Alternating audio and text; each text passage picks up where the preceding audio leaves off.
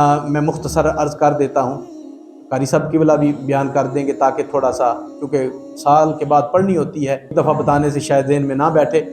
اس کا طریقہ کار یہ ہے کہ 4 رکعات صلاۃ التسبیح بندگی اللہ تعالیٰ کے منہ طرف کعبہ شریف کے پیچھے امام صاحب کے اللہ اکبر کہہ کے ہاتھوں کو باندھنا ہے، ثنا پڑھنی ہے، ولا الہ غیرک تک پڑھ کے تیسرا کلمہ آدھا پڑھنا ہے، سبحان اللہ والحمد للہ ولا الہ الا اللہ واللہ اکبر۔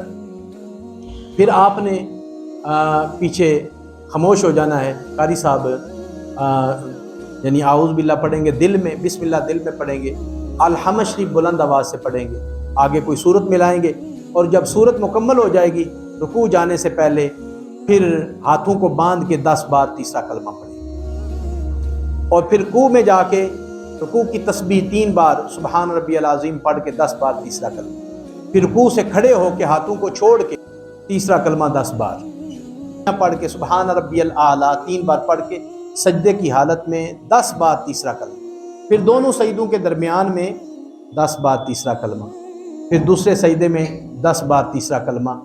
اس طرح ایک رکعت میں 75 بار تیسرا کلمہ پڑھا گیا ہے۔ کتنی بار؟ 75 بار پڑھا گیا ہے۔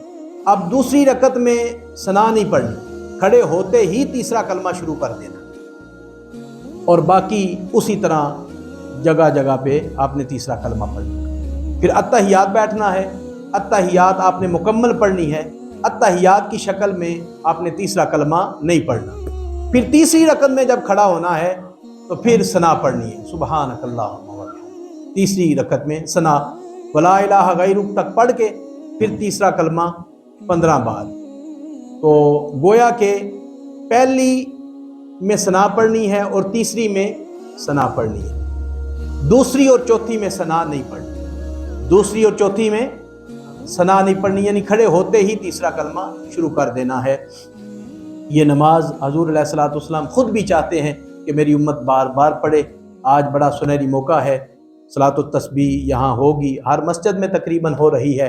اللہ تعالیٰ کے حضور دعا ہے آپ سب کا یہاں بیٹھنا، سننا سنانا ہم سب کا اللہ پاک قبول فرمائے، اور آج کی رات جن لوگوں کو بخش دیا جائے گا ان لوگوں کے اندر ہم سب کا نام شمار فرمائے۔